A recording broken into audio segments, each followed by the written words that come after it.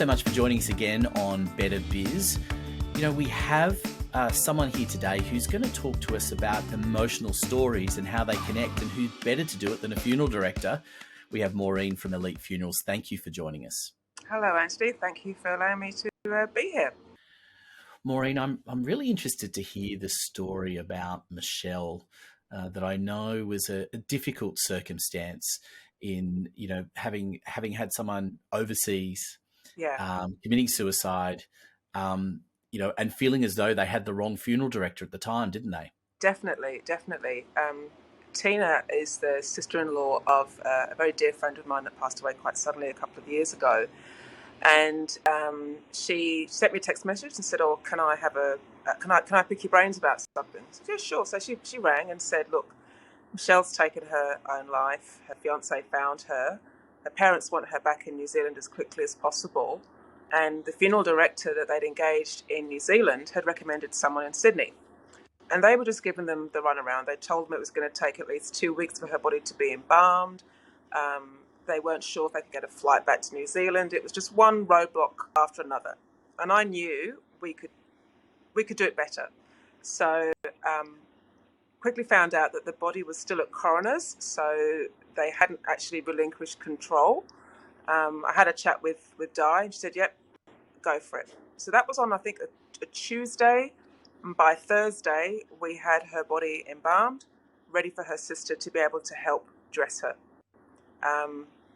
Tradition in Maori culture is that they like to have their bodies returned home for 3 days for mourning before a service, so we were able to facilitate that. And it was extremely moving, very touching, but I was so proud to be able to look after them, because I know, pre-existing relationship or not, I don't think there was another funeral director in Sydney that would have looked after them as well as we did. We gave them every opportunity to fill the spaces that they needed to fill. They actually made our job quite easy. They already had the venue picked out. It was where Michelle and Reeve were going to get married. Her dog even came to the dressing. He sat on the pillow next to her. The dog was at the memorial service. Everyone was dressed in white, beautiful Philip Stark ghost chairs. It was masses and masses of white flowers and candles. It was just beautiful. It was exactly what they wanted, and we just helped them do it. It was beautiful. And I think one of the important things here too is you do have to be very culturally aware, don't you? Because Definitely. You know, and there are sometimes specific requirements or things that you need to be on top of that maybe even the families aren't completely aware of as well. Very much so. Very much so. There's lots of times people have say they want a Catholic service, and we say, "Oh, you know, what elements do you like?" And I'm like, "Well, I'm not really that Catholic, or I'm a bad Catholic, whatever." So sometimes they actually don't need a priest at all. They just want the Lord's Prayer said. So it's interesting what elements of a service are the most important to people. There's lots of needs that need to be met, and it's up to us to help them do that in a way that feels authentic to them, that people don't want to feel hypocritical.